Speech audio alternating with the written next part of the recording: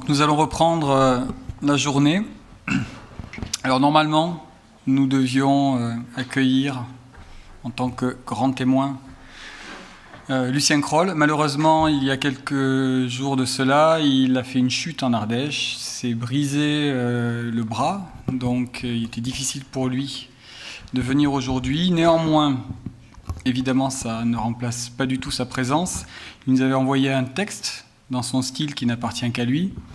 Je vais m'efforcer de le lire et lire peut-être aussi 2 ou 3 extraits courts pour assurer Christiane. Non, de l'un de ces livres que tout le monde ou beaucoup de monde a parcouru, Tous tes paysages. Évidemment, sur cette question des grands ensembles en France, du logement social et de l'action habitante, puisque Lucien Kroll devait démarrer la session de cet après-midi qui a pour thème habitants.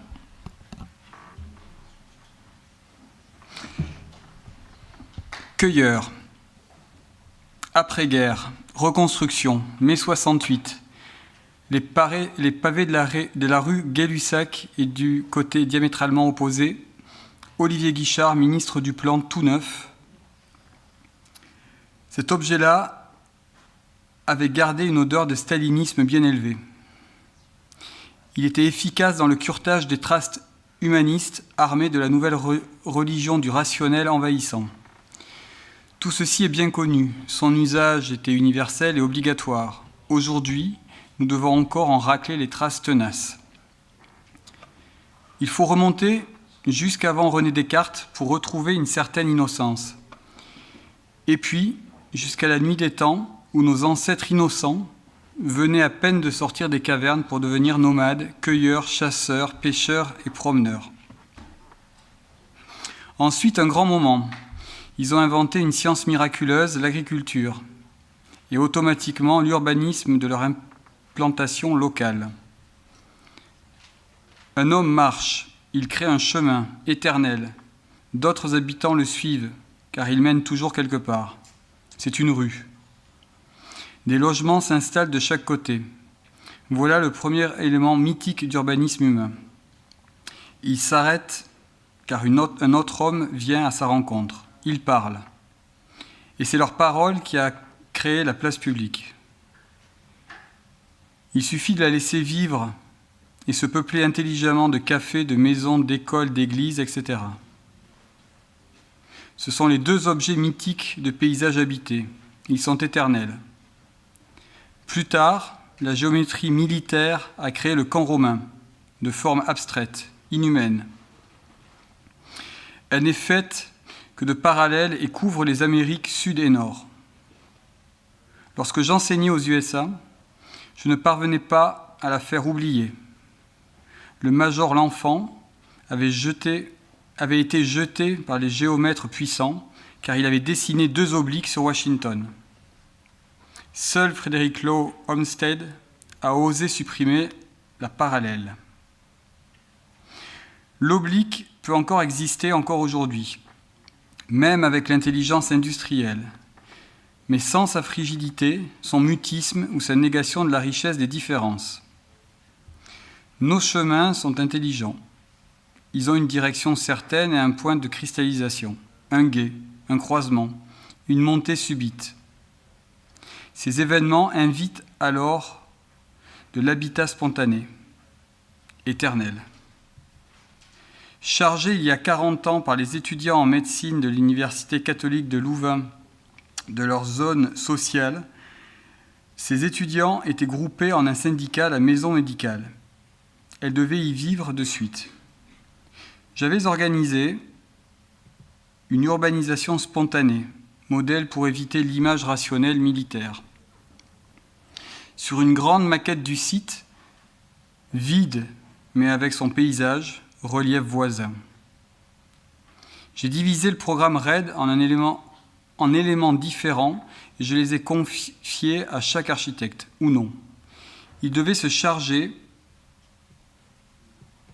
chacun à son tour de l'occuper avec la masse de l'objet, puis les suivants à tour de rôle en discutant des motifs de présence, de position, de contact ou de répulsion.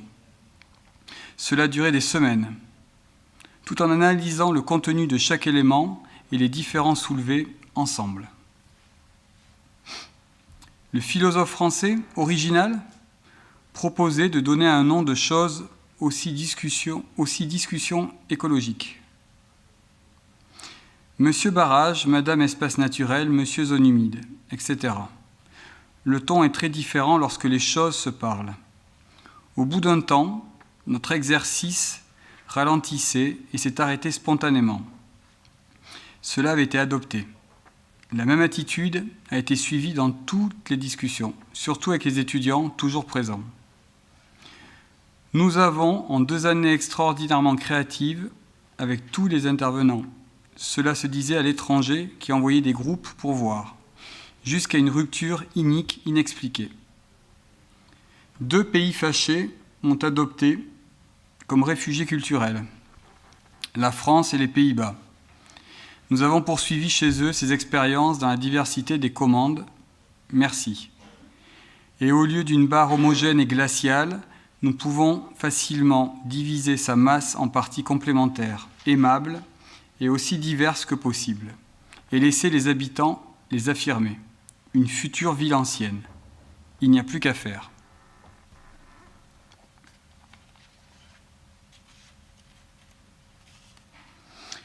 Un court passage sur la question du logement social. On se rappelle que parallèlement à celui des établissements industriels, l'impact des sociétés charitables d'habitation sociale a été le plus efficace déracineur de population européenne, et d'ailleurs. La modernité s'obstinait à résoudre rationnellement un problème irrationnel, celui de l'image et de l'émotion de l'habitat. Ceci se lie dans la déstructuration des paysages urbains de ces grands ensembles, légalement stérilisés, comme les handicapés mentaux suédois. Aucune créativité n'y est permise. Seul le linge au balcon et la décoration personnelle montrent l'existence d'habitants sensibles et divers.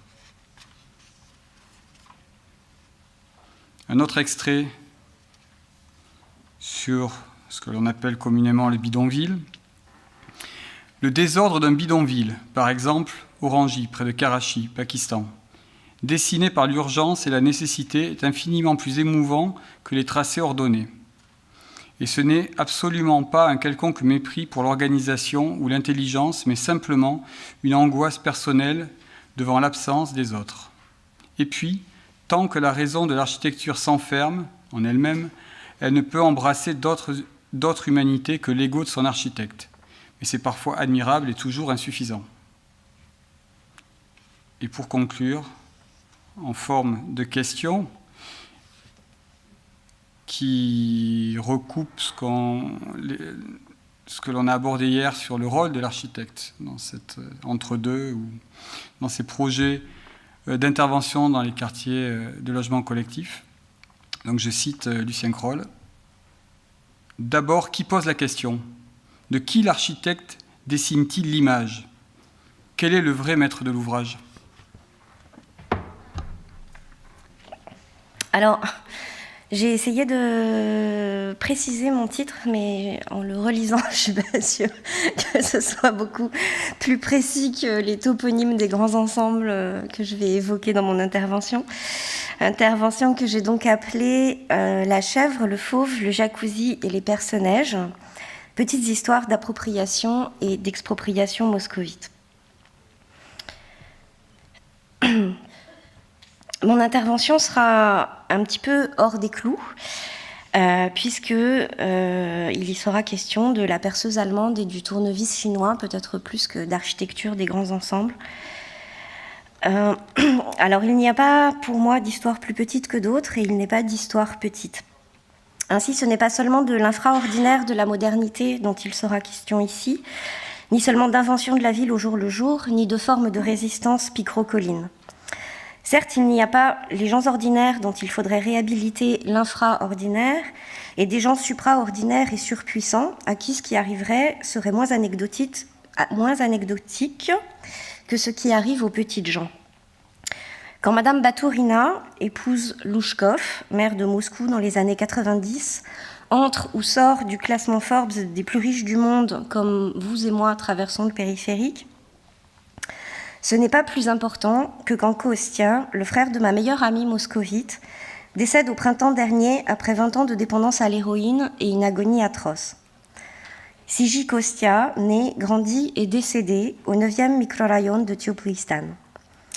Il n'y a donc pas des gens plus importants que d'autres dont il faudrait rappeler l'importance. Il y a par contre des gens qui ont plus de pouvoir que d'autres, dont il faut décrire les responsabilités. Quand le toit du flambant neuf parc aquatique Transvaal s'effondre en faisant 28 morts, il y a des responsables. Mais quand on retrouve Armen, homosexuel caché, assassiné dans son appartement du même 9e microrayon de Tiouplistan, où il a également vécu toute sa vie, il y a également au moins un responsable. Le peuple des habitants des grands ensembles, le peuple des humains, semble tout plein de salauds, ni infra ni extraordinaires, mais juste de salauds tout court. Dénoncer son voisin, c'est aussi une manière d'habiter. Le marchand de matériel de bricolage du marché informel de Vuilhin, qui se plaint de la qualité des tournevis chinois comme de la fâcheuse tendance des Chinois à envahir le monde et pas seulement avec leur camelote, qui me dit qu'il n'irait pas faire une petite ratonnade et quelle veulerie ordinaire, quelle urgente nécessité à me procurer des forêts à béton pour ma perceuse à percussion, pour installer des nouvelles tringles à rideaux dans l'appartement du grand ensemble de Riazensky Prospect où je suis hébergée, m'empêche ce jour-là de le rabrouer. Sans angélisme donc, et en étant muni d'un tournevis mais complètement hors des clous du format attendu pour ce colloque, d'anecdote en anecdote, fondée non pas sur l'étude d'un quartier en particulier, mais sur 2 décennies de balades dans Moscou, pour rappeler le titre d'un très bon film, plus lentement ou moins fort ? Moins lentement, plus lentement. Plus lentement ? La traduction, voilà. Ah, pardon.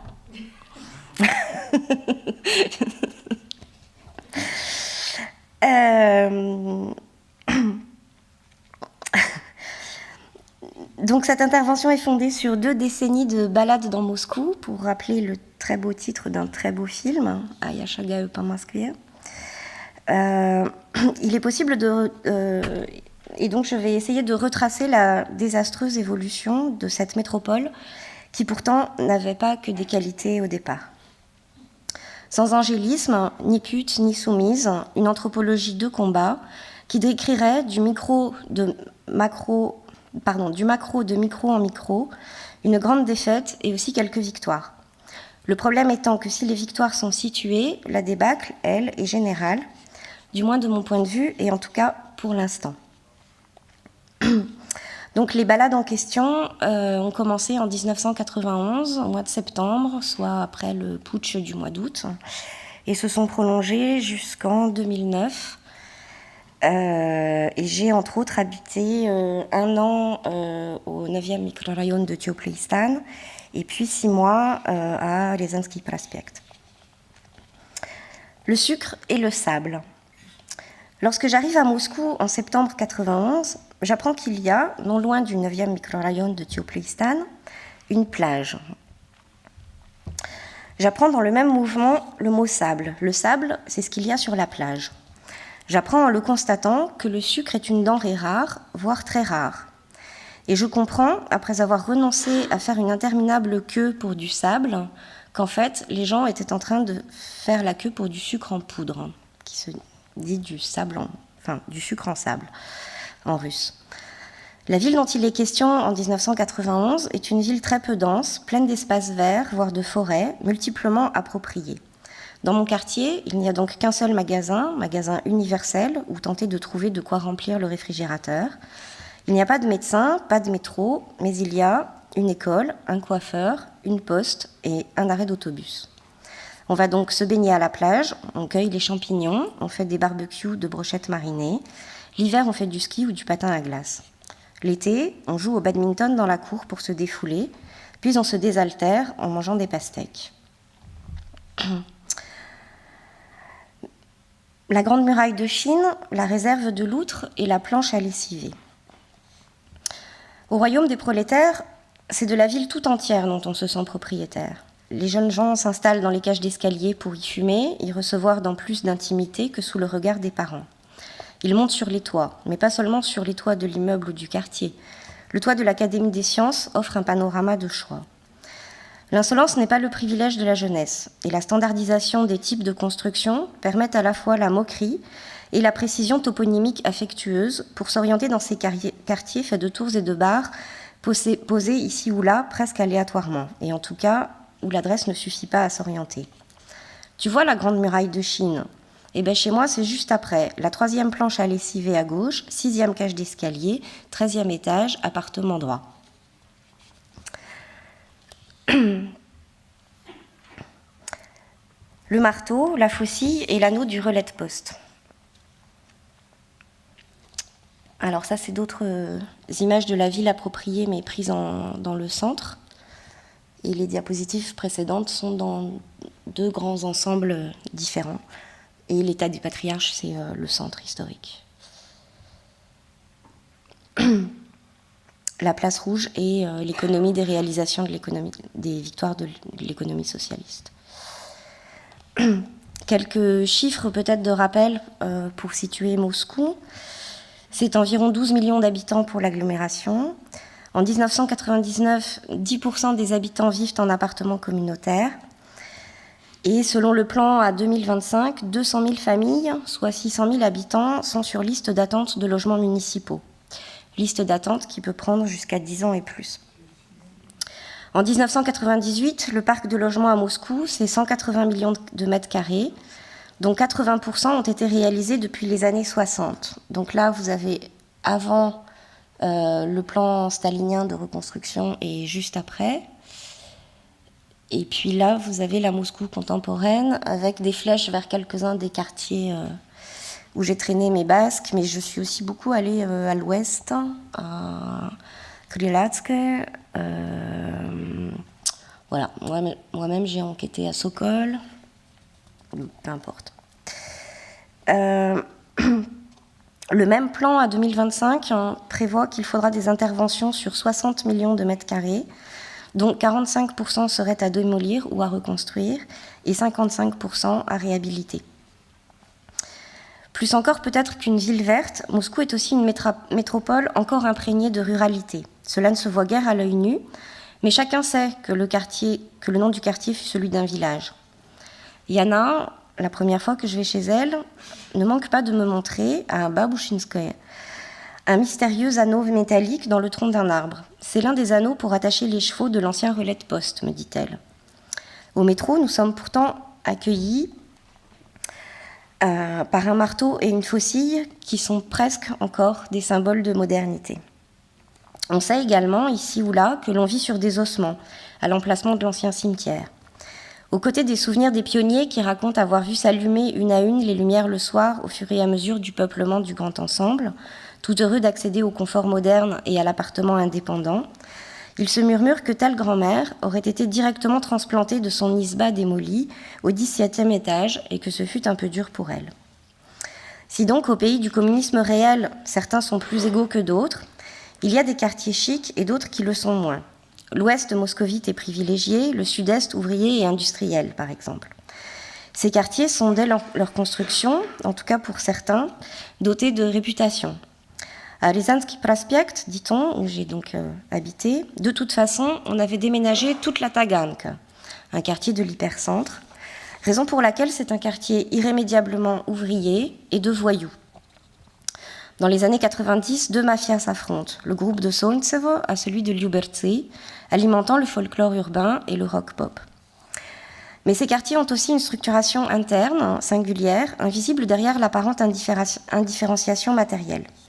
Il m'aura ainsi fallu 7 ans pour comprendre que la barre dans laquelle je me suis installée en 1991 ne comportait pas que des appartements coopératifs, mais aussi une petite part publique, et que dans telle cage d'escalier vivaient des anciens de la marine, que leurs enfants, moins bien placés dans la hiérarchie sociale de l'école du quartier, que par exemple les enfants des employés de l'université, avaient en revanche eu les premiers accès au magnétoscope, symbole par excellence du bien de consommation occidental. En juillet 1995, parmi les innombrables boîtes de nuit qui ont fleuri... Non, pardon, il y a un intertitre qui était l'Utopia et le Titanic. En juillet 1995, parmi les innombrables boîtes de nuit qui ont fleuri depuis 1991, Je note que l'une s'appelle l'Utopia et l'autre le Titanic. Le Titanic, m'explique-t-on, à 50$ l'entrée, c'est une boîte pour les bandits. Le décor de l'horizon des attentes est ainsi planté. Kostya n'est plus l'adolescent amoureux et radieux de 2 ans auparavant. Sa mère me confie en pleurant qu'il se pique. Sa belle-sœur m'explique qu'il le fait à la Tusia, une cage d'escalier de notre bar investie par les dealers.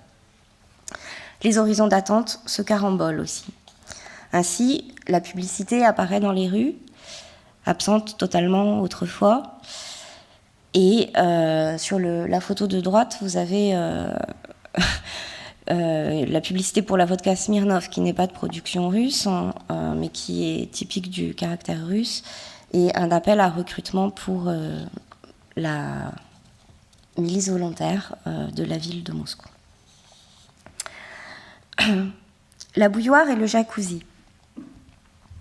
Cet été-là, ma cage d'escalier retentit de coups de marteau, donc en 95. De bruits de perceuse, on trimballe des divans-lits dans l'ascenseur, ça bruisse et ça fourmille. C'est une véritable épidémie de remonte. Ceux qui peuvent se le permettre font un Evoro remonte, un remonte à l'européenne, un chantier de rénovation à l'européenne. Les autres se contentent d'acheter une bouilloire électrique. On supprime l'entresol, le placard sous plafond dans le couloir, on ouvre la porte de la cuisine en forme d'arche, on ferme son balcon, pompeusement rebaptisé loggia. Le papier peint s'éclaircit. L'interrupteur doré est un must-have. Sans autre forme d'autorisation, les nouveaux riches cassent les murs porteurs pour installer leur jacuzzi et finissent par défrayer la chronique des faits divers. Les voisins qui s'entendent bien ferment le palier par ce qu'on appelle un tambour qui dessert 2 appartements d'un côté de la cage escalier où sont stockés skis et poussettes. Un remonte, on sait quand ça commence, mais jamais quand ça finit. Quand on est à court d'argent, on garde la tête haute en ayant des projets. Vous avez ici une salle de bain dont les propriétaires n'ont pas réussi à aller jusqu'au plafond. On envoie toute la vieillerie ou presque à la datcha. Toutes, non. Comme le village gaulois aux envahisseurs, des objets résistent. Héroïques. Alors, ils sont où mes objets? Ils sont là. Le tapis à l'insigne des Jeux Olympiques de 1980, la pendule, trophée de la victoire sur le nazisme, ramenée de Berlin. Dans les parties communes, aux alentours, ça se dégrade. Les tuyaux gèlent et éclatent. La collecte des ordures n'est plus assurée comme avant. Les bus se font attendre. Les cours et les jeux pour enfants ne sont plus entretenus. Avec cette fierté soviétique, matinée d'adventisme libéral démocratique, on grimpe ces 15 étages à pied sans soupirer quand l'ascenseur est une fois de plus en panne. Et dans quelques années, on se souviendra de ces exploits du quotidien avec nostalgie. Tout le confort européen dans l'appartement de petit gabarit et la voix du peuple. C'est ainsi toute une intelligence collective qui est à l'œuvre. Par exemple, parmi 1000 autres priorités prioritaires dans l'un des appartements que j'habite où l'on veut faire des travaux, il faudrait installer une machine à laver le linge. Mais quelle est la plus prioritaire de toutes ces priorités ? Le critère de définition de la priorité devient très rapidement sa faisabilité. La cuisine est petite. Pour mettre une machine à laver, il faut lui trouver une place. Après prise des mesures de la cuisine et prise des mesures des machines à laver disponibles sur le marché, soit plusieurs jours d'exploration du marché, l'incompatibilité mensuratoire entre ces 2 éléments est établie de manière ferme et définitive. 4 solutions. Solution radicale, donc irrecevable, numéro 1. Ne pas installer de machine à laver. C'est finalement celle qui a été retenue provisoirement et de manière tout à fait tacite et officieuse. 2. Installer une machine à laver bizarrement pour une machine à laver. Par exemple, si on met le réfrigérateur devant la colonne où sont rangées les casseroles, et à condition qu'on accepte de ne plus pouvoir ouvrir entièrement ni la porte du placard en question, ni celle de la cuisine, alors on peut mettre une machine à laver de modèle large mais peu profond à la place du réfrigérateur, et il n'y aura que 60 cm de tuyaux d'arrivée et d'évacuation d'eau qui longeront le mur jusque sous l'évier, et ça fera très bien. D'ailleurs, il serait grand temps de changer le réfrigérateur. Il givre, il ne ferme plus, il n'en a de toute façon plus pour très longtemps, mais bon, on verra plus tard. Vous me suivez ? 3e solution, éliminer quelque chose de la cuisine afin de libérer de la place, afin d'y installer la machine à laver. Oui, mais comme la cuisine est petite, on ne peut rien jeter, sinon il n'y aura plus la place de ranger. Non, le fait qu'un placard entier soit occupé par une batterie de casseroles flambant neuve, non utilisée, gardée pour des jours meilleurs ou encore pire, et pour quand les très très vieilles casseroles qui servent tous les jours seront vraiment très vieilles, ce fait-là ne rentre pas en ligne de compte. Et puis quand même, quel dommage. Quand on a acheté l'ensemble des meubles de la cuisine en 1973, il y avait un petit placard qui faisait exactement la moitié de celui-là, qui faisait partie de l'ensemble. Si on l'avait encore, on pourrait le mettre à la place de celui-là, et à la place de l'autre moitié, il y aurait pile la place de mettre une machine à laver, modèle étroit s'ouvrant par au-dessus. Seulement à l'époque, on n'avait nulle part où le mettre. Et Anatoly Yegorovitch est allé le vendre sur le trottoir à côté du magasin de meubles en face, et il est parti en 5 minutes. Maintenant, où veux-tu retrouver un placard comme ça, avec des poignées comme ça, et du formica gris moucheté blanc, ça va se voir que c'est pas du même ensemble. À propos, si on mettait un placard égouttoir à vaisselle au-dessus de l'évier, ça ferait de la place sur le dessus du placard buffet plan de travail, sitôt dit, sitôt mesure prise. 4e solution, installer la machine à laver non pas dans la cuisine, mais dans la salle de bain. Or, la salle de bain est encore plus petite que la cuisine, et on ne peut pas jeter la baignoire. Oui, mais la société Machin Chouette, qui travaille sur le marché moscovite avec succès depuis 7 ans, ce qui fait un bail, avouons-le, en période de transition, propose sur papier glacé le confort européen dans un appartement de petit gabarit. Le miracle, une mini machine à laver, modèle 3 kg, je m'ouvre par devant, qui tient sous le lavabo. Enfin, pas sous un lavabo normal, mais sous un lavabo spécial. Il n'y a donc qu'à changer le lavabo. Vous me suivez toujours ? Oui, mais dans la salle de bain, il fait toujours humide et c'est quand même de l'électricité, et puis avec la condensation, et puis il n'y a pas de prise de terre, et celle du couloir n'est pas reliée non plus à la terre, il vaudrait quand même mieux mettre la machine à laver dans la cuisine. Oui, mais comment ? Prise des mesures de la cuisine. Dessin à l'échelle de la pièce et des meubles sur du papier à petits carreaux. Valse des meubles en papier sur la cuisine en papier. Elle est toujours trop petite. Quoique, sur papier, certaines solutions sans doute impraticables en réalité paraissent soudain envisageables. La petitesse de l'échelle gomme certains inconvénients, comme par exemple le sens d'ouverture des portes, la place nécessaire aux pieds pour se tenir debout à la verticale devant l'évier, et tout cela ne permet pas d'anticiper les tours de rein. Sur ce, la question de la machine à laver reste en suspens en attendant une autre solution. L'agrandissement miraculeux de la cuisine, le rétrécissement non moins miraculeux des standards de machine à laver ou des renseignements complémentaires. Après ne pas avoir réussi à poser une porte blindée, retour à la machine à laver. La maîtresse de maison a une connaissance qui a opté pour le confort occidental dans l'appartement de petit gabarit, à savoir l'option salle de bain. Elle en est très contente, ça fait plusieurs années, il n'y a pas eu de problème avec l'électricité. Et puis surtout, sa salle de bain est tellement plus jolie maintenant. D'ailleurs, le peuple a déjà tout essayé. Casser le mur entre la salle de bain et les toilettes et glisser la machine à laver entre les deux. Ou bien suspendre au plafond la machine à laver avec des poulies et la descendre le temps du lavage. Rien, proclame la voix du peuple souveraine, n'est aussi pratique que le confort occidental dans l'appartement de petit gabarit. Ce que nous voulons bien croire. Nous allons dans un magasin universel à côté, c'est-à-dire à 3 arrêts de bus de la station de métro terminus de notre ligne, point de vente de machines à laver miniatures et des lavabos qui vont avec. Il y a plusieurs modèles de lavabos, effectivement plus plats et plus larges qu'un lavabo normal, mais le plus commode et le plus joli est justement et aussi le plus cher. Il a une évacuation par en bas et un robinet indépendant au lieu de dépendre du robinet de la salle de la baignoire. Néanmoins, tant qu'à faire, ne reculons pas devant une petite augmentation de la dépense. C'est un investissement à long terme, après tout. Seulement voilà, il y a un hic. La chaîne de production de ce lavabo est tombée en panne. On suppose qu'elle sera réparée d'ici 1 mois ou 2. Quand exactement, c'est difficile à dire. Comme il s'agit, on vient de le dire, d'un investissement à long terme, et que cela fait depuis toute la vie qu'on lave le linge à la main et qu'on fait bouillir les draps dans un seau sur la cuisinière, on peut bien se passer encore d'une machine à laver pendant 1 mois ou 2, non ? Si. Où l'on en revient à la question de la porte blindée. Terminator et la sorcière sur son balai. À ce moment-là, c'est Moscou tout entière qui est en travaux ou en remonte. Alors on en rit. De ces horreurs, comme de celles d'autrefois, on se moque.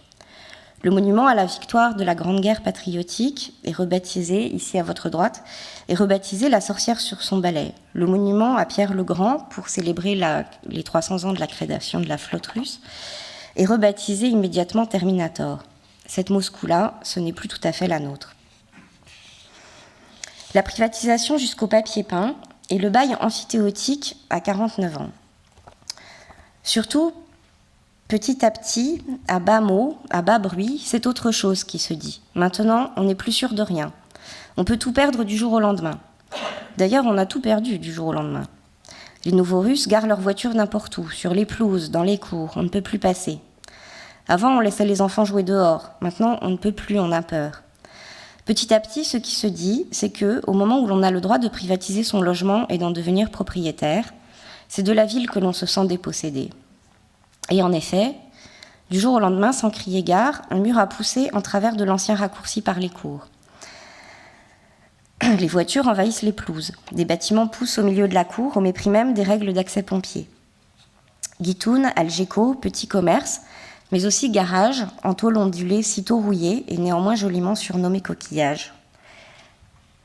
Peut-être, ouais. Là, vous avez une enseigne qui promeut à la fois un auteur, un bijoutier et un mont-de-piété ou un cash converter.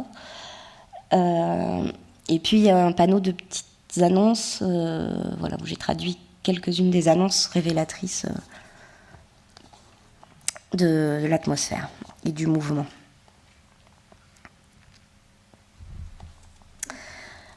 Le Fauve et les hommes d'aujourd'hui. Retour à la porte blindée. Où se renseigner pour trouver une porte blindée? Nous croisons la voisine, qui en a une à l'entrée de son appartement, ainsi qu'une grille en métal forgé à l'entrée du palier commune à 2 appartements, au même étage que nous, mais en face. La voisine se lance dans un long discours sur sa porte blindée, surnommée le Fauve, Zvier, qui a coûté si cher, et pourtant, regardez, ça fait 3 ans qu'elle est là, et c'est toujours pas fini. On voit encore des traces de soudure, la peinture du mur du palier a pris un gros coup de chaud, et la mousse expansive pour isoler dépasse, etc. Le sens du discours de la voisine est double, qu'ils ont les moyens dans la famille de se payer le Fauve, mais qu'en Russie, les hommes sont bien tous les mêmes, surtout son mari, et comment voulez-vous relever un pays avec des hommes pareils? Le prix du Fauve nous paraît rédhibitoire. Tandis que j'interviewe Tania au 9e microrayon de Théophlistan sur ses meubles finlandais et sur sa nouvelle cuisine, un voisin sonne à la porte. C'est un alcoolique, en manque. Il lui propose de racheter un sèche-cheveux.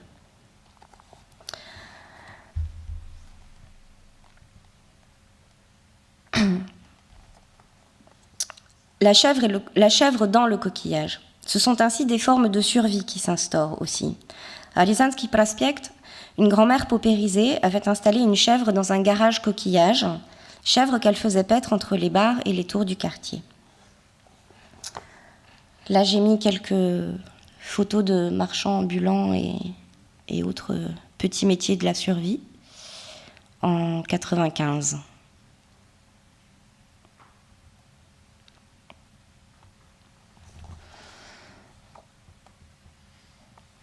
La grand-mère, la Kacha de Sarrazin et la Mercedes 600 du Nouveau Russe.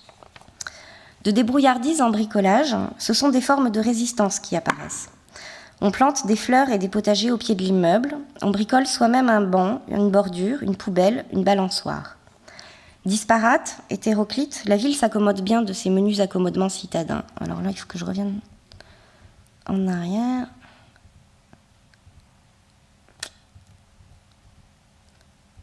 Oui, là vous avez une collection de balcons transformés en loggia, dont... Enfin, il n'y en a pas 2 pareils, je crois. Là, vous avez un exemple d'intérieur nouveau russe pour le contraste avec des réhabilitations plus modestes, on va dire. Là, vous avez une collection de bordures de plate-bande. Là, une collection de bancs à Pirova. Et là, une collection de mangeoires pour les oiseaux à Ryazanski Prospekt. On peut compter sur les grands-mères pour veiller au rétablissement de l'ordre public. Les grands-mères, las des alarmes anti-vol toutes les nuits, des voitures des nouveaux Russes, mettent des graines de sarrasin sur les toits des voitures de luxe d'importation, donc des nouveaux Russes, pour que les pigeons, à la fiente réputée très corrosive, en attaquent la carrosserie. Pourtant, pendant qu'on s'occupe de bricoler son banc ou son balcon, on oublie de se renseigner sur le permis de construire du nouveau chantier. Quand on s'aperçoit qu'une nouvelle barre va vous boucher la vue sur le coucher de soleil sur la forêt et vous offrir en lieu et place un vis-à-vis, il est bien trop tard pour se mobiliser. « Que veux-tu » me dit Anya en soupirant. « C'est notre je m'en foutisme habituel, à Witchney, de Figuaison. » Et c'est ainsi que la 3e ceinture de circulation périphérique, une 2x4 voies, finit par passer au ras des fenêtres du premier étage. Pourtant, la lutte n'est pas toujours perdue d'avance. Ah oui, là vous avez aussi des exemples d'appropriation, enfin du linge qui sèche, et puis des gens qui ont construit un pigeonnier dans le quartier de Ryazanski Prospekt. Là, des morceaux de potager, et avec en arrière-plan les garages. Donc pourtant, la lutte n'est pas toujours perdue. On a vu des résistances à la privatisation, on a vu même à un moment donné un mouvement de déprivatisation, et la résistance contre le nouveau Code du travail, Code du logement de 2006, qui imposait la libéralisation complète des tarifs des charges et qui obligeait les habitants à la création de condominiums, a fait reculer les pouvoirs publics. Vous avez ici quelques photos, donc c'est pas un grand ensemble, mais Moscou est pleine de zones interstitielles comme ça où les grands ensembles s'articulent à des lotissements de dachas ou de lopins potagers et où en autoconstruction les gens avaient construit en dur des maisons. Donc sur celle de droite en haut, vous avez un exemple de maison traditionnelle de ce genre de lopin à peu près. Et par contre, en bas à gauche, vous avez de l'autoconstruction beaucoup plus sérieuse. Et donc cet endroit, Riechnik, a été démoli parce que situé à l'ouest de Moscou, dans une zone proche de la rivière et d'un certain nombre de bassins d'eau, donc très agréable. Et il s'est assez vite avéré qu'il y avait des projets immobiliers très juteux de la mairie derrière cette proclamée lutte contre l'autoconstruction sauvage. Et là, en l'occurrence, il y a eu mobilisation des habitants, donc c'est un peu folklorique. Voilà, moi j'y ai pas assisté, c'est des photos prises sur Internet, mais j'ai pas pu résister au reflet des maisons sur le casque de l'Omonov, des forces spéciales russes. Voilà. Conclusion, les personnages. 2 décennies de ce régime post-soviétique néolibéral très particulier auront entraîné la disparition d'un quart des espaces verts. C'est même pas 2 décennies, le compte était fait pour les 10 premières années. Et d'une manière plus générale, Moscou est passé d'un tissu qui était très perméable et fluide à un retour à l'îlot, à un mitage du tissu et à une clôture des espaces. On a appelé ça, à Moscou, la densification louchkovienne par points. Là, on n'est pas dans un grand ensemble, on est à côté de Sokol, donc entre du bâti stalinien et du bâti plus récent, et quelques photos pour donner l'idée de ce que c'est que cette densification louchkovienne par points, y compris voilà, avec de l'architecture moderne. En même temps, à Théopolistan, en face, on a construit un nouveau quartier entre Théopolistan et le village olympique. Et j'ai pris ces 2 photos depuis les fenêtres de l'appartement d'une amie qui habitait l'ancien grand ensemble de Théopolistan. Aussi pour montrer qu'il y a encore de la place, en fait, et qu'ils peuvent continuer comme ça jusqu'à Vladivostok.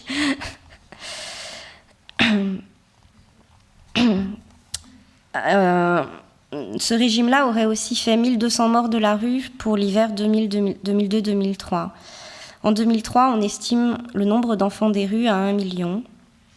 En 2015, les estimations impossibles du nombre de sans-abri oscillent entre 12 000 selon les chiffres officiels et optimistes et 60 000 selon des chiffres qui me paraissent peut-être plus justes. Et il y en aurait 3 à 4 millions en Russie. Un tiers des Russes vivraient à nouveau sous le seuil de pauvreté. Et avec le surendettement actuel, on risque de voir à nouveau le nombre de sans-abri réapparaître. On vient d'apprendre qu'il y a un projet, le 1er mars dernier, Vladimir Poutine et Sobyanin, l'actuel maire de Moscou, ont annoncé un projet de démolition des пятиэтажки, ou des khrouchtchevki, c'est-à-dire ces petits immeubles de 5 étages bâtis sous Khrouchtchev et symbole du dégel et de la déstalinisation. Alors, la démolition des пятиэтажки, rien que pour Moscou, ça représente 8000 immeubles, 25 millions de mètres carrés, 1,6 million de personnes concernées, soit l'équivalent de la population de Barcelone. Les personnages ont sans doute encore de longues nuits devant eux, et on est face à un marché post-socialiste, c'est-à-dire à un marché quand ça arrange le pouvoir. On privatise pour transférer les charges et les réhabilitations sur le dos des nouveaux pauvres. On garde la main sur le foncier pour de juteux projets en centre-ville. Voilà. Aujourd'hui, les habitants des khrouchtchevki ont jusque, je crois, la fin mai pour signer sous peine d'expropriation. La résistance s'organise et on sait qu'en URSS et en Russie, les mobilisations politiques les plus efficaces se font souvent sur les enjeux les plus locaux. À suivre donc. Je vous remercie.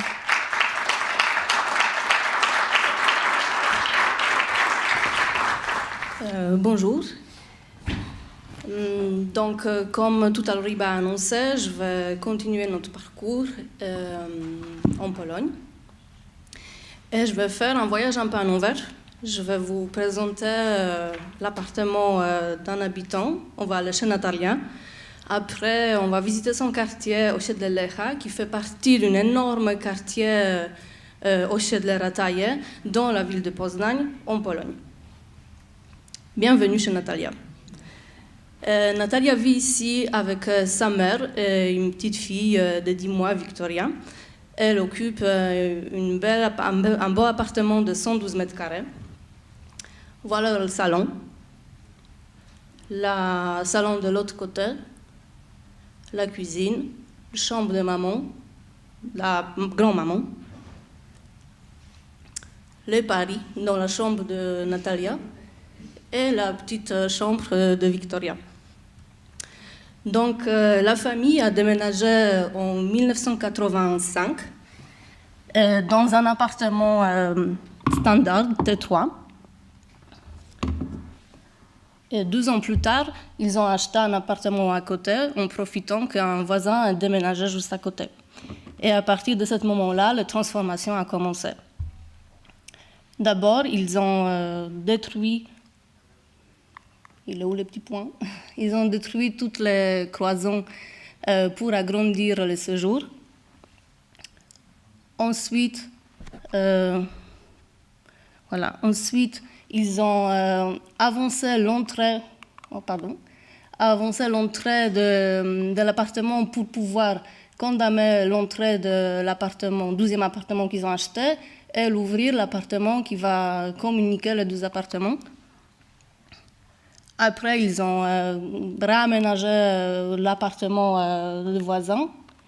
Et pour la fin, ils ont modifié la porte vitrée, la fenêtre, pour ouvrir encore plus sur le balcon et donner encore plus la lumière naturelle pour l'appartement. Donc, l'appartement de Natalia se trouve au 7e étage d'une barre qui est nommée Deska, ça veut dire la planche. Et cet appartement, comme le quartier entier, quartier Lecha, est énorme, quartier Rataje, est géré par une organisation qui est coopérative d'habitation, qui s'appelle Osiedle Młodych, et ça veut dire quartier de gens.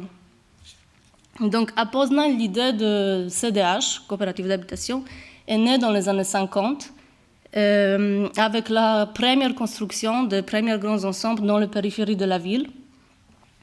Et le principe de cette organisation, c'est ne plus payer de loyer, mais uniquement les charges au moment où le partie sociale récupérable va être complètement versé. Donc ce système implique les habitants dans la gestion de leur lieu de vie. Les membres de la coopérative sont élus par les habitants des quartiers et ces derniers sont consultants en amont de chaque décision. Donc des réunions sont organisées très souvent pour décider ensemble sur les travaux, sur les espaces communs, la toiture, les cages d'escalier, etc. Mais pour autant, il reste encore un goût amer de la période communiste qui a marqué au feu rouge la CDH. Donc, c'est le parti commun de l'immeuble de chez Natalia. Et il y a beaucoup d'habitants qui considèrent quand même payer trop de charges parce qu'ils ne voient pas l'impact de l'argent qu'ils payent sur la sécurité, l'entretien de l'ascenseur, de boîtes aux lettres, etc. Donc, on voit l'immeuble de Natalia de l'extérieur. Et c'est aussi une occasion de voir que les habitants, ils font énormément de transformations à l'intérieur. L'appartement de chez Natalia, ce n'est pas un seul cas. Tout le monde, dès qu'il peut, agrandit, achète les appartements à côté. Ils font des énormes penthouses. Mais ça reste à l'intérieur. Les gens, très rarement, ils modifient les balcons, qu'on peut voir un peu, par exemple, sous Lila. Et c'est juste parce que même en Pologne, en été, il peut faire chaud. Et les appartements ne sont pas climatisés et en été, ça peut être désagréable. Donc CDH ne donne pas l'autorisation pour ces modifications, mais il ferme un peu les yeux et il laisse les habitants faire cette petite modification. Donc voilà encore en été, le bâtiment de Natalia. La cage d'escalier. Donc voilà, donc c'est ça la planche où habite Natalia, qui est située dans un quartier Osiedle Lecha. Osiedle Lecha fait une partie d'une énorme Osiedle Rataje. Et peut-être ici, je vais préciser qu'en Pologne, on utilise le mot Osiedle pour dire quartier, mais en français, c'est plus cité et quartier. Mais en Pologne, ça veut dire la même chose. Donc, Osiedle Lecha fait partie de cette Osiedle Rataje qui construit de 16 quartiers différents. La conception du quartier est née en 1958. Dans le programme, on avait 15 bâtiments d'habitation avec les écoles, les crèches, le commerce, les garages, etc. Et tout ça autour, c'est les autres cités qui font partie au Osiedle Rataje. Donc la construction démarre en 1975. Un an plus tard, il y a la barre de Natalia qui est construite. On voit toujours là-bas. Bref. Voilà, la barre est construite. Ensuite, le chantier se poursuit avec des autres barres de 11 étages. On voit l'état exact en 1977. Et en 84 et 85, il y a 3 barres de tours de 16 étages qui sont construites. Voilà les quartiers à la livraison dans les années 80, avec le premier tramway qui arrive aussi à Osiedle Lecha. Donc pour résumer, on voit bien que ce quartier il est un peu décomposé, aéré, il y a beaucoup d'espace entre les bars, parce qu'à cette période-là, l'État il a plus beaucoup d'argent pour investir dans sa politique de logement et il s'appuie sur les sources via les habitants et il utilise coopératives d'habitation pour financer ces chantiers.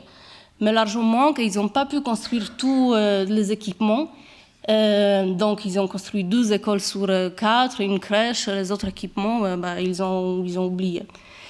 Et donc, l'un des problèmes actuels du quartier se situe justement sur ces espaces initialement dédiés aux équipements et les espaces restent vides. Donc, pendant le communisme et pendant la construction de tous ces grands quartiers, l'État expulsait les gens de leur terrain et ils ne s'occupaient pas de questions de propriété, d'indiquer sur le cadastre qui est le propriétaire, la ville ou l'État. Donc maintenant, avec le changement de loi dans les années 2000 et la question de... comment dire? Excusez-moi. La question de pouvoir occuper le terrain pendant 100 ans, les anciens propriétaires, ils peuvent demander à la ville de récupérer le terrain. Donc maintenant, là, il y a énormément de propriétaires privés qui réclament ce terrain. Et si le terrain est vide, ils peuvent construire le projet comme ils veulent ou éventuellement vendre le terrain aux développeurs. Les développeurs, ils construisent qu'est-ce qu'ils ont envie de construire. Donc ici, ces 2 terrains verts, c'est le terrain vide dans le quartier Aleja. Et le problème en plus, c'est aussi la question que, comme vous voyez, tout ce quartier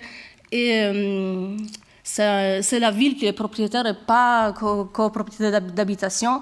Et c'est le seul exemple dans toutes les Océdlera-Taille comme ça, parce que coopérative d'habitation est propriétaire de tous les terrains, sauf celui-là. Donc, comme je l'ai déjà indiqué, on a 2 terrains en danger. Donc, le premier terrain qui est plus haut, c'est un terrain qui est lié directement avec la route.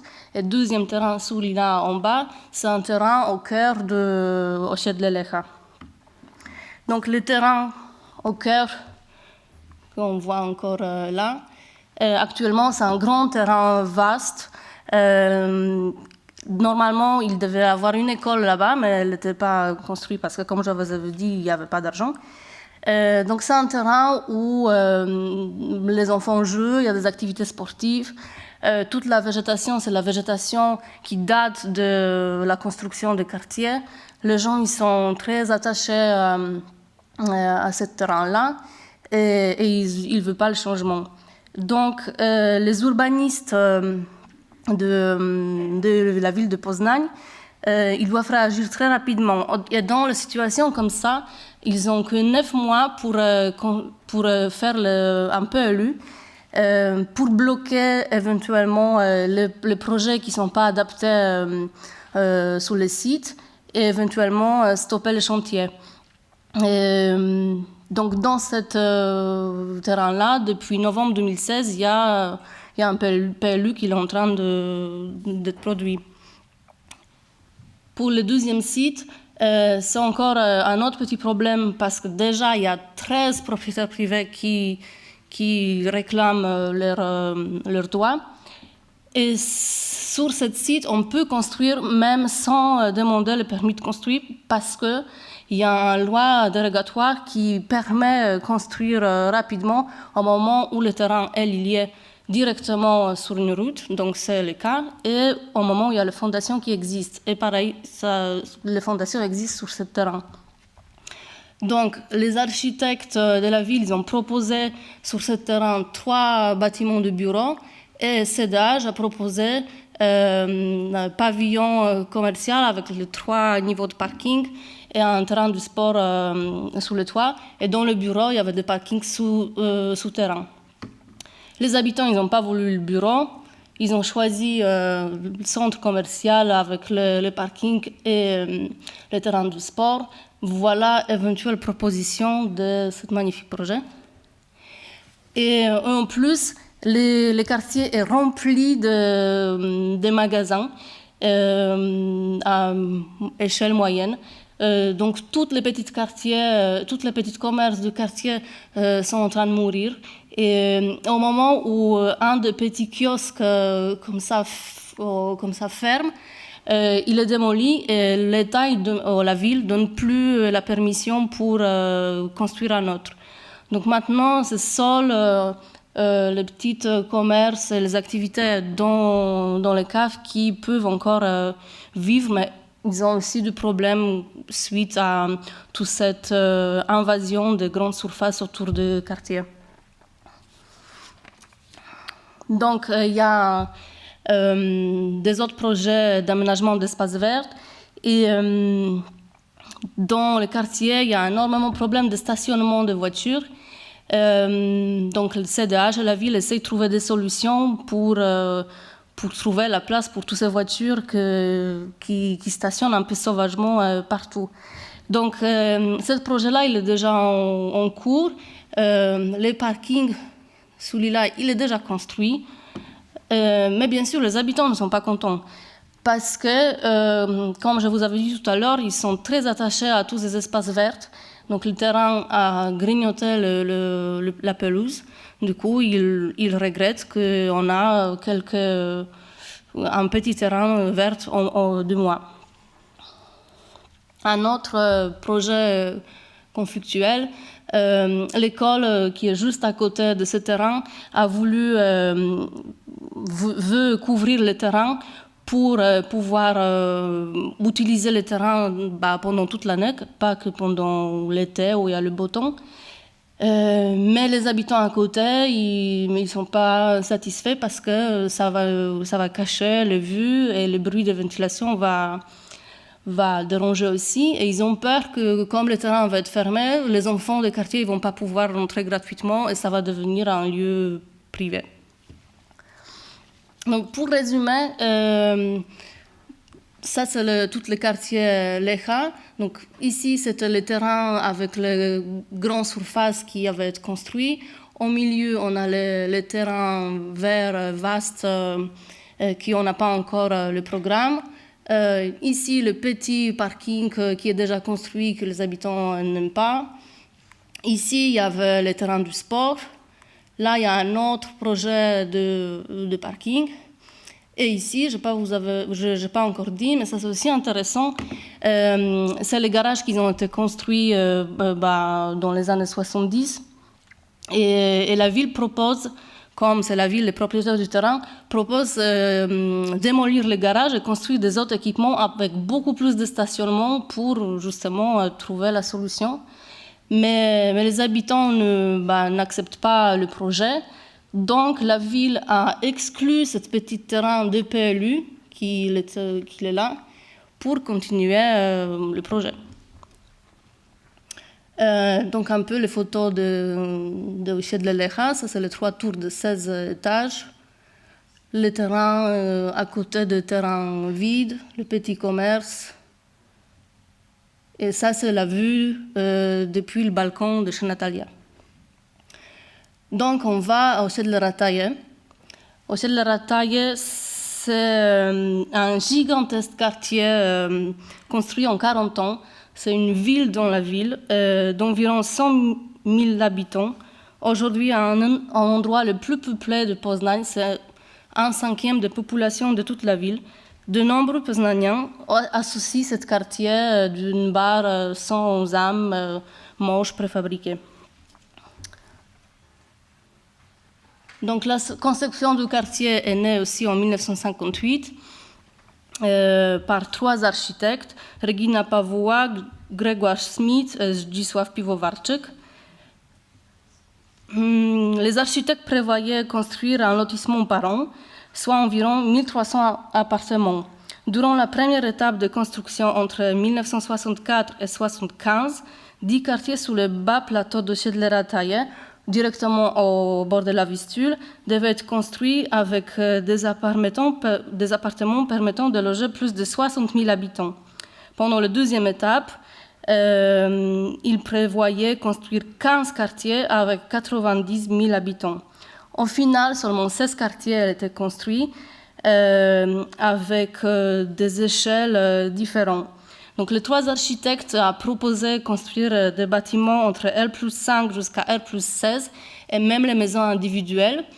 parce qu'il imaginait que comme ça, les Poznaniens vont pouvoir choisir. Soit il habite dans des tours de 16 étages où il voit le panorama sur la ville, soit il habite dans le tour, dans le bar de 11 étages où ils ont le vue sur la rivière et sur un lac qui n'est pas loin, soit dans les maisons individuelles cachées entre les arbres. Mais l'État n'était pas d'accord et il a obligé des architectes faire un projet avec des bars de R+5 sans ascenseur. Donc, selon les architectes, l'organisation de ce quartier dans un seul lieu, un gigantesque lieu, va être intéressant pour les questions de transport de matières premières, d'économie, d'organisation de réseau. Il disait que c'est vraiment un point fort de cette rigueur d'organisation. Mais en fait, c'est l'État qui l'a obligé parce qu'il trouvait le moyen d'économiser l'argent un peu partout. Donc, toute l'organisation de bâtiments est plus conditionnée par l'utilisation d'une grue sous le rail. Donc, l'État aussi, il obligeait utiliser toujours les mêmes plans, les plans qui sont répétés dans plusieurs villes, pas que donc, à Poznań, mais dans plusieurs villes en Pologne. Donc, le rôle des architectes était très réduit. Et donc, au début de la construction de Osiedle-Rataje, les appartements étaient très petits, environ 30 mètres carrés. Et après, au fur et à mesure, comme la pression d'État diminuait, on pouvait arriver à des appartements beaucoup plus grands et même de duplex. Donc le chantier commence en 1967 avec la première barre et l'usine de préfabriqués qui devait distribuer les éléments pour tout le chantier. Donc voilà l'usine pendant la construction. Donc, le chantier commence. Le premier quartier est fini un an plus tard, juste en face de la rivière. Et au centre de chaque quartier devait se trouver une crèche, 2 écoles maternelles, une école primaire, un jardin d'enfants, une aire de relaxation. Les quartiers mitoyens formaient des groupements qui devaient être dotés d'un centre commercial et culturel, de cafés, de cinéma, de bibliothèques, d'une clinique, d'installations sportives, stations-service. Les projets estimaient 100 voitures par tranche de 1000 habitants, ce qui explique maintenant le problème de stationnement. Centre d'Osiedle-Rataje devait aussi avoir une salle de concert, 2 salles de cinéma, un théâtre, une salle de sport, bibliothèque, hôtel et tous les autres équipements qu'on peut imaginer, même un campus universitaire. Il projetait aussi faire un périphérique qui sépare les quartiers de l'usine et comme quoi les ouvriers ils pouvaient aussi aller à pied au travail dans les petites allées plein des arbres. Donc, la deuxième tranche de chantier commence en 1975 avec la construction de Osiedle-Lecha, là où habite Natalia. Voilà sa barre qui apparaît. À cette époque, l'État cherche encore plus des économies. Il empêche de réaliser des édifices jugés trop coûteux, trop ambitieux. Il baisse la qualité du logement. Il impose l'utilisation des matériaux bas de gamme et ferme les yeux sur de nombreuses erreurs sur le chantier et la mauvaise mise en œuvre. Et ça, ce n'est pas M. Kochar en Pologne. C'est le cas d'une série télé qui était réalisée à la même époque et critiquait parfaitement l'état de chantier et toute cette politique de logement. C'était un peu comme tout à l'heure en Russie, c'était le même problème. Hein. Des appartements, il y avait des tuyaux au centre de la cuisine, la porte qui tombait. Donc la série critiquait tellement que l'État ne permettait pas de diffuser la série et on a pu le regarder bien après. Donc, dans les années 80, 90, le chantier se termine. C'est plus de finition de ces quartiers-là au centre et les équipements qui s'installent un peu partout. Et à la fin, il y a des églises que je n'ai pas de date exacte, mais sûrement c'est des églises construites après les années 90, donc après le chute du communisme. Donc voilà le quartier après la livraison, un peu surréaliste. Et aussi pour dire que voilà, on voit qu'au fil des années, les logements sont livrés, les habitants s'installent, et à partir fin des années 90, début 2000, on ne construit plus de logements et il y en a de moins en moins locataires. Et aujourd'hui, à l'heure actuelle, on a pareil 31 000 logements et que 65 habitants. Donc les gens, ils veulent avoir des appartements le plus grands et peut-être il n'y en a plus certains logements parce qu'ils ont déjà transformé. Donc la vie de quartier dans les années 80, 90, voilà. Et l'état un peu à la fin de la chantier est actuel. Donc aujourd'hui, Ośedle-Rataje, c'est un quartier découpé en 16 cités qui s'étend sur 300 hectares avec 31 000 logements répartis dans 288 bâtiments d'échelles différentes entre R3 et R16, plus des maisons individuelles ici. En 2008, avec la crise économique et le manque d'argent pour construire, ces logements ont été les premiers à valoir le prix s'élever. Donc, c'est une partie de ville très attractive pour les Poznaniens. Les grands espaces verts, sa proximité au centre-ville et l'accès facile aux autoroutes font leurs avantages principaux. En même temps, c'est aussi un quartier de dortoirs où l'espace public est peu vivant. Beaucoup de ses habitants y vivent depuis 20-30 ans et ils trouvent que le quartier est bien comme ça. Dans tous les quartiers, la densification est possible, mais les habitants ils bloquent chaque projet qui peut provoquer la densification. Et actuellement, la coopérative d'habitation investit beaucoup dans les espaces communs entre les bars. En collaborant avec la ville, elle met en place des lieux de rencontre pour créer du lien entre les habitants et révéler chez les gens le sentiment d'appartenir à ce quartier. Donc, voilà. OK. Donc, entre autres, voilà les projets qui sont maintenant de rénovation des façades, des parcs pour le vélo qui en fait sont trop dangereux et les enfants ne peuvent pas jouer. Des lieux de rencontre en plein air où les gens ils, font du barbecue.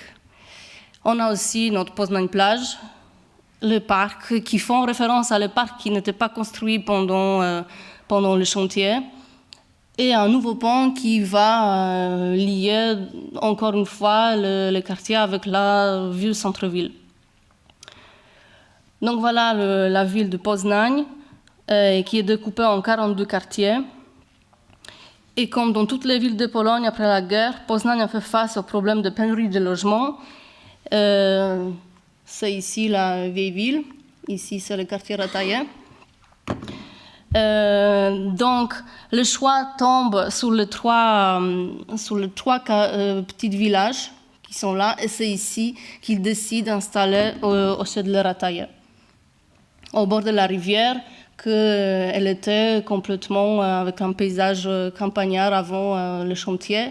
Et au début du chantier, on voyait encore les maisons en train de démolir. Donc actuellement, l'État, pour un peu répondre à un manque de de nouveaux programmes de logement depuis 10 ans. Donc depuis 2016, il installe un nouveau programme qui s'appelle Mieszkanie Plus, ça veut dire Logement Plus. Et c'est un programme qui fait un peu référence à tout ce qui se passait pendant le communisme, parce qu'il propose des logements, de grandes quantités de logements pour des familles pauvres et les familles nombreuses. Mais tout le monde se demande est-ce que ce programme va fonctionner, parce que ça va être construit très loin où personne ne veut habiter, donc très loin des centres-villes, à très bas coût. Donc, pareil, on se demande comment l'État va financer ça et comment après les habitants vont pouvoir continuer à payer un loyer si bas. Donc probablement le loyer va augmenter, il va s'approcher à les loyers qui sont plus réalistes. Et aussi, ça va être construit de nouveau avec des préfabricants et vite fait, mal fait. Mais c'est une solution que l'État trouve intéressante, parce que ça va donner une illusion de trouver une solution, et ça va mettre l'État actuel en valeur, et elle va prouver que l'État s'occupe de ses habitants. Donc, pour une conclusion, le polonais, c'est souvent de la période communisme, pendant laquelle l'idée initiale de cette organisation a été complètement dévoyée. Mais aujourd'hui, il est difficile de nier dans les rues de Siedlce-Rataje qu'à l'heure de l'individualisme, nous assistons à une renaissance de l'être ensemble, de la coopération, de la participation. Tous les projets à Siedlce-Rataje prouvent que les gens, ils ont de nouveau envie de sortir de leurs apparts, sortir de leurs coquilles et s'intéressent à leur cage d'escalier, leur trottoir, et ils ont envie de participer, donner leur avis, expliquer leurs besoins. Donc il y a une certaine nostalgie du temps du communisme, une sensation de communauté ravivée qui vient redonner un nouveau souffle au quartier. Le siècle précédent a voilé le foi dans les notions de partage et de la coopération. Les gens se méfient et se doutent de la signification et de l'importance de la communauté. Mais elle ne doit pas être un retour dans le passé, elle doit être une réponse aux besoins d'aujourd'hui. La dialectique de l'être et de l'être ensemble fera que les Polonais trouveront une nouvelle forme de communauté qui graviterait autour de nouveaux symboles, de nouveaux liens, de nouvelles valeurs et d'une nouvelle identité. Merci. Merci. Hello, thank you for inviting me here. Bonjour, merci de m'avoir invité. Et merci aux autres intervenants qui ont parlé de choses différentes. Mais c'est intéressant de voir les mêmes phénomènes qui réapparaissent, qui sont récurrents partout dans le monde et qui sont répétés dans différents pays, surtout les extensions, les appropriations. Donc, je vais parler aujourd'hui d'un des grands ensembles de logements en Géorgie. En fait, c'est le plus grand quartier. C'est même plus grande population que la deuxième ville de la Géorgie, bien que ce soit très petit en termes de taille et de dimension. J'ai commencé à étudier ce quartier il y a presque 10 ans, quand deux architectes hollandais sont venus en Géorgie avec un intérêt dans le but d'étudier le logement de masse. Et puis on a créé un projet qui s'appelle Micro-Ion Living. Et puis on a parlé d'un blog qui est apparu après. On a créé un blog. Il y a eu beaucoup de retours d'expérience là-dessus. Et récemment, je suis rentré à cet endroit pour voir ce qui s'est passé à travers les années. Et donc je vais essayer de vous raconter l'histoire. Brièvement, pour vous donner une idée de ce dont je vais parler, je vais le diviser en 4 parties. Je vais pas seulement parler des habitants et ce qu'ils font, je vais présenter un peu le contexte, parce que je pense que certains développements qui sont faits à Tbilissi, s'il n'y avait pas certains développements politiques ou certaines accidents ou incidents, etc., qui ont par la suite inspiré toute une transformation dans cet endroit et dans d'autres lieux dans la ville. Donc le lieu dont je vais parler s'appelle Kotane. Il est situé dans la partie nord-ouest de la ville, au bord de la ville. Mais avant d'approfondir sur la localité, laisse-moi parler un peu de Tbilissi à l'époque, peut-être avant ce nouveau mouvement du logement de masse qui ont commencé. La Géorgie est rentrée dans l'Union soviétique en 1921. Un peu comme les autres villes en Géorgie, il y avait déjà un plan directeur qui était le document principal du développement urbain. On en avait 3. Chacun des 3 était fondé sur des besoins différents, des contextes différents, mais les 2 derniers ont développé dans le contexte d'une pénurie de logements et le grand enjeu du logement de l'Union soviétique. En fait, la première raison, c'était l'industrialisation très rapide et aussi la croissance démographique qui était également inspirée par l'industrialisation parce que les villes sont devenues des points d'attraction. Donc, il y avait besoin d'une force de travail très importante. Donc, il y avait un grand taux de naissance, mais aussi l'exode rural. Donc, c'est pas seulement la ville de Tbilissi et d'autres villes soviétiques. Une autre chose qui a joué un rôle important dans le développement de Tbilissi, c'était l'environnement naturel lui-même, qui est un facteur de limitation, à cause du fait qu'il était entouré par les montagnes et construit sur la rivière, et l'espace était limité pour un développement plus large. Donc, c'était construit le long de la rivière, et cette structure est en quelque sorte créé une sorte de problème aux alentours des années 1950. Et l'administration de la ville a voulu éviter qu'il y ait un lien entre Tbilissi et d'autres villes autour. Donc, une des solutions, c'était la densification à travers le logement de masse avec des bâtiments plus en élévation et en contraste avec d'autres villes soviétiques. Les villes de la Géorgie n'étaient pas vraiment touchées par la destruction pendant les guerres parce qu'elles étaient sur les bords de l'Union soviétique, donc elle n'a pas attiré beaucoup d'attention. Donc cet aspect, la majorité du stock de logements n'était pas endommagé pendant cette période. Mais quand même, la population était en croissance, donc ils ont besoin d'accueillir des gens qui venaient des espaces ruraux. Et donc les conditions résidentielles étaient en train de s'aggraver. Il y avait une surpopulation, donc il fallait trouver une solution. Et la solution, c'était le 3e plan directeur de Tbilissi, qui enfin a motivé le développement des quartiers de masse de logement, qui a créé en fait 50% de la masse du stock de logements actuel.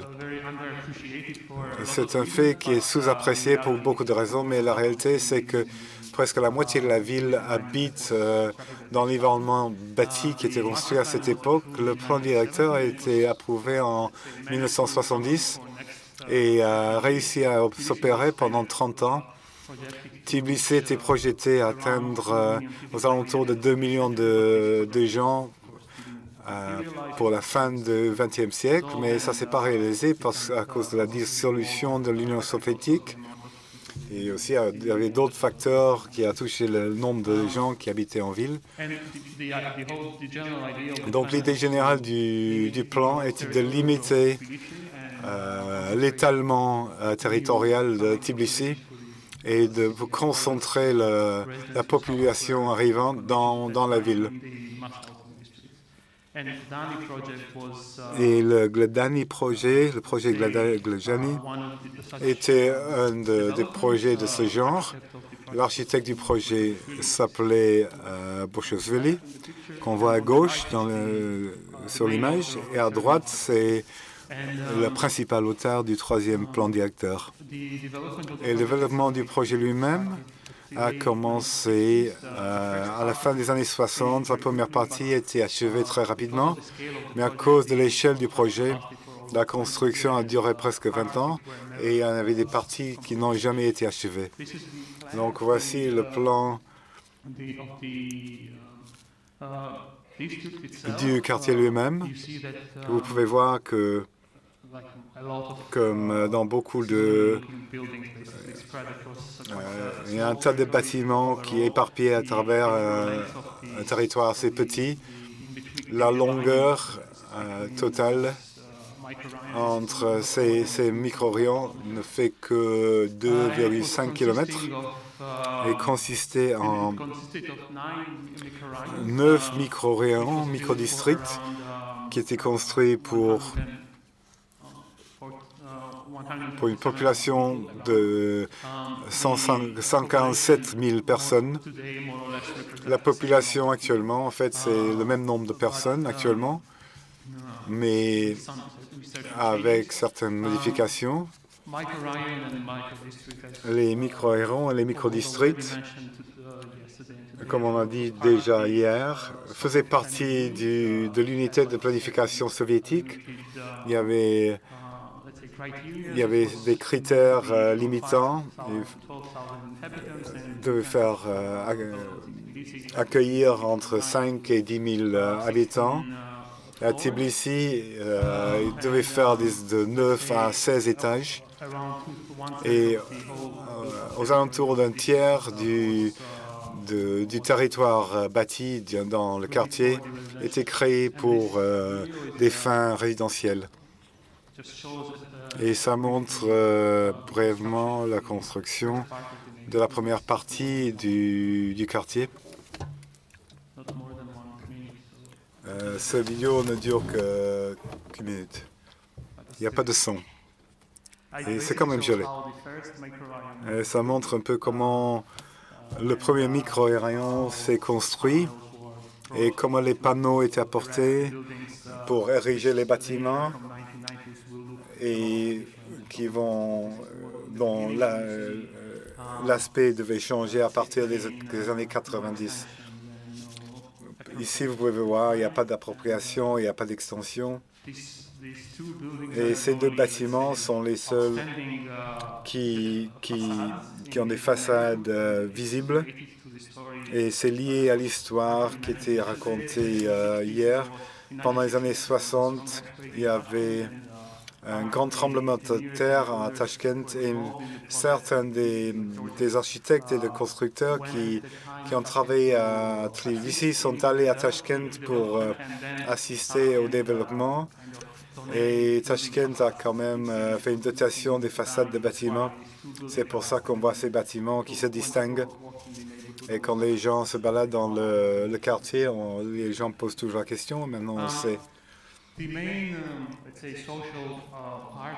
La partie principale sociale, pour ainsi dire, du quartier, du micro-rayon, était censée être cet axe central qui commençait au début du quartier jusqu'à la fin, qui devait concentrer la poste, les cinémas, les commerces, etc.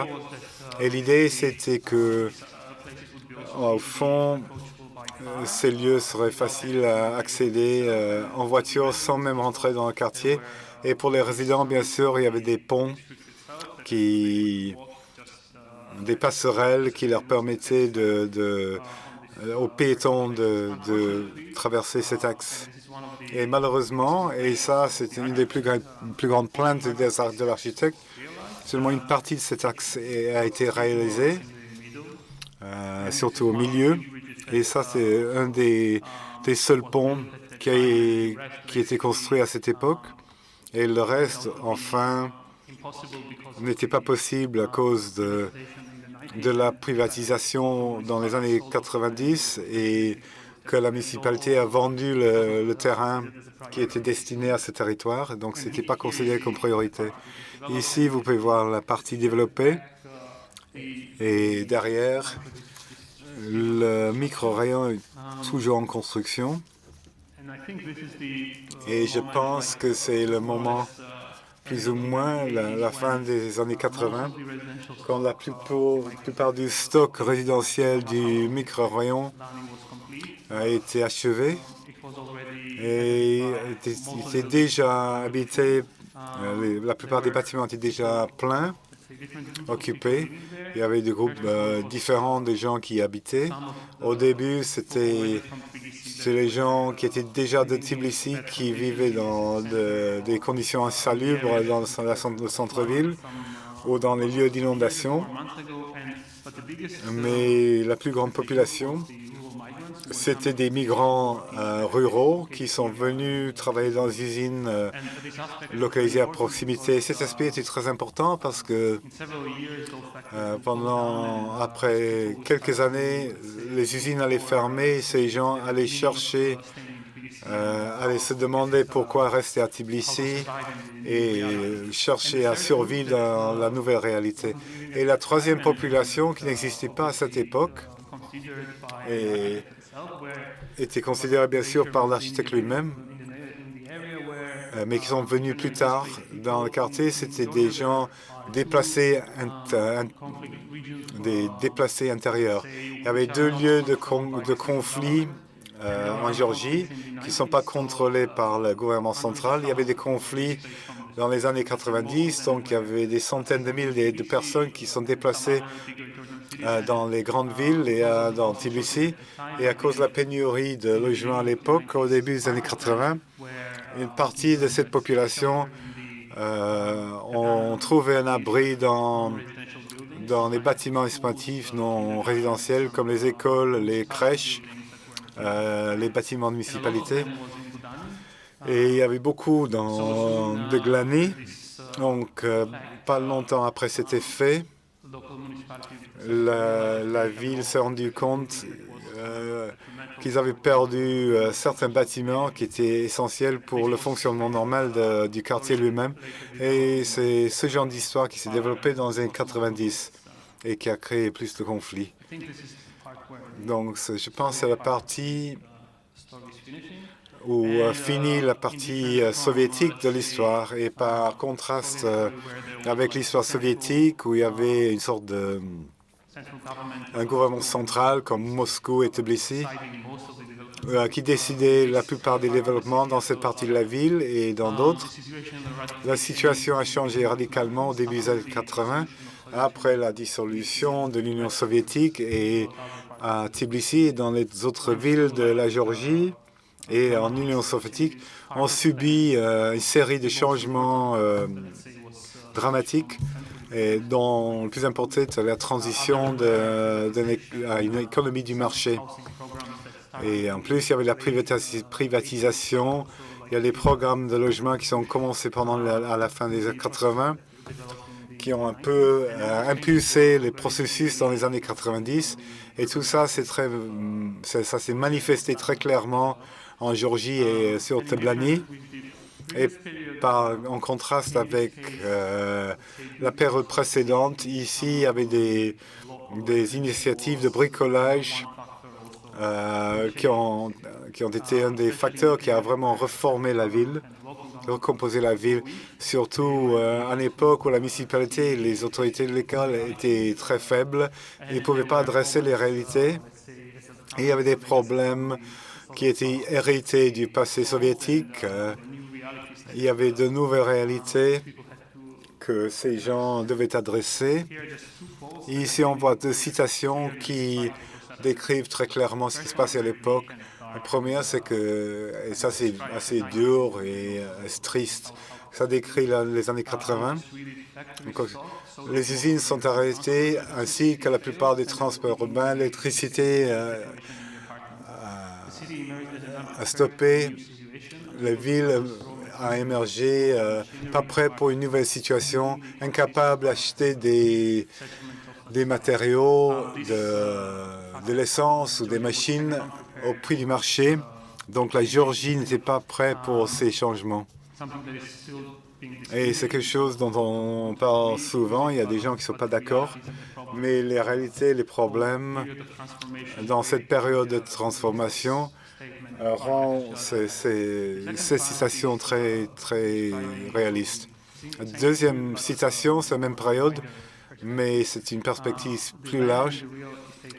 La terre et le marché des propriétés a émergé sous des conditions d'institutions incomplètes et faibles. C'était vu comme un marché sauvage, basé sur la violence. La création d'un marché violent et la propriété privée, c'est une autre raison pour la transformation radicale du paysage urbain. Donc, en parlant des changements qui ont eu lieu à Gdansk également, en tant que partie de la ville, la plupart des gens essaient de les adresser à partir de 91, mais je pense que le programme qui a démarré pour la transformation du stock de logements sur toutes les façades, c'était pas quelque chose qui a commencé vraiment en 91, mais c'est un programme qui a été conçu à la fin des années 80, à la période du perestroïka, où il y avait plus de problèmes qui étaient reconnus publiquement par les gouvernements. Et c'était pour adresser un de ces problèmes, c'était la pénurie du logement et surtout l'absence d'espace de vie. Donc c'était un nouveau programme, c'est un programme de logement qui devait adresser la pénurie de logement pour la fin des années, le début des années 2000. Donc les outils pour adresser cette pénurie étaient différents dans les différents États membres et la Géorgie, avec d'autres États socialistes de l'époque, a fait un décret qui a permis des interventions sur du logement qui appartenait à l'État en définissant des règlements. Les résidents avaient le droit d'étendre leurs espaces de vie selon certaines règles et ça devait se faire dans les bâtiments qui faisaient entre 5 et 9 étages, mais la plupart de ces règles n'étaient pas suivies du fait que le gouvernement local, qui était la figure de contrôle dans ce processus, était complètement disparu et ensuite il était trop faible pour adresser ces changements. Donc, il y avait beaucoup de cadres en acier qui étaient construits à la fin en 98.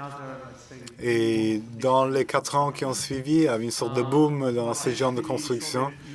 Mais avec la dissolution de l'Union soviétique et la fin de ce processus, et puis les citoyens ont pris la main là-dessus et on commence à voir ce genre d'extension. Vous pouvez voir le cadre qui s'attache au bâtiment, mais après, toute personne qui avait les moyens d'étendre leurs espaces de vie, ils faisaient leur propre façon créative. Et en commençant en 91, on commence à voir une manifestation de ce processus de façon différente. Par exemple, il y avait des cas de remplissage des loggias ou des balcons, des appropriations des cages d'escalier. Et de temps en temps, ça se faisait par accord. Et il y avait un conflit entre voisins. Pour la première fois dans l'histoire soviétique, le rez-de-chaussée a eu une sorte a reçu un impact des changements positifs parce qu'ils ont pu étendre leurs espaces de vie en sécurisant les lieux mitoyens, limitrophes. Parfois, ils construisaient toute une pièce attachée au bâtiment. Il y avait des cas également où les gens élargissaient les balcons en mettant des cadres en acier à l'intérieur de l'appartement. Et ça pouvait se faire au 16e étage. Parfois, il n'y avait que des cadres. Et si quelqu'un pouvait finir une extension, c'était vraiment le cas dans des quartiers comme de Glaney, qui étaient à la marge de la ville, où il y avait moins de contrôle. Également, la situation économique était moins bonne qu'au centre-ville, donc vous n'avez pas les moyens, pas tous les résidents avaient les moyens pour ce genre d'extension, et même s'ils avaient les moyens, ils se servaient uniquement des matériaux de bâtiment qui étaient disponibles. Donc il n'y avait pas d'uniformité. Et ce sont les dessins qui datent de 2017. Donc c'est l'aspect actuel. Le deuxième changement qui a donné aussi beaucoup de liberté aux résidents de ce bâtiment, c'était le processus de privatisation. Une des plus grandes décisions qui a changé l'environnement urbain dans ce quartier comme dans d'autres. Au début, la privatisation était plus ou moins contrôlée. Il y a certains paiements que les résidents devaient faire, Il y avait des procédures et ensuite ils devenaient propriétaires de l'appartement. Mais le pays rentrait dans une crise politique et économique. Il y avait des conflits armés dans deux régions. Le gouvernement voulait faire des décisions qui auraient l'effet qui attiraient un peu de soutien dans la société. Et une de ces décisions, c'était des mesures extrêmes de privatisation. C'est devenu presque automatique de privatiser un appartement. Et même si à la fin des années 80, tout le stock de logements appartenait à l'État, dès le milieu des 90, tout ce stock, et il y avait plus de construction, appartenait aux résidents. Je pense que ces deux enjeux et ces deux raisons peuvent expliquer ce qui se passait après. Un des développements, c'était, disons, le fleurissement de l'économie locale. Et ça s'est fait sur des terrains qui étaient privatisés d'abord ou étendus suite au programme de logement à la fin des années 90. En même temps, à cause de la perte d'emploi massive qui a suivi la fermeture des usines et des industries qui ont fait venir beaucoup de migrants à la ville, y compris à Tbilisi lui-même.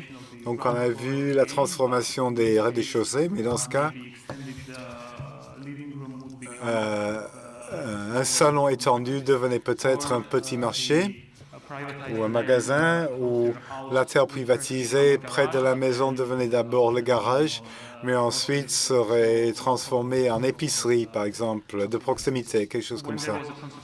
Et quand il y avait une concentration de toutes ces activités dans certaines parties du quartier, il y avait toute une bande commerciale qui s'est créée en proximité de la partie résidentielle du quartier. Et à cause de l'haut niveau de chômage, c'était plus favorable pour les gens qui habitaient en proximité, parce que la plupart des gens qui travaillaient dans les marchés étaient aussi de proximité des riverains. Donc, si on n'avait pas l'argent pour acheter quelque chose, on pouvait avoir du crédit, disons. Donc, les gens notaient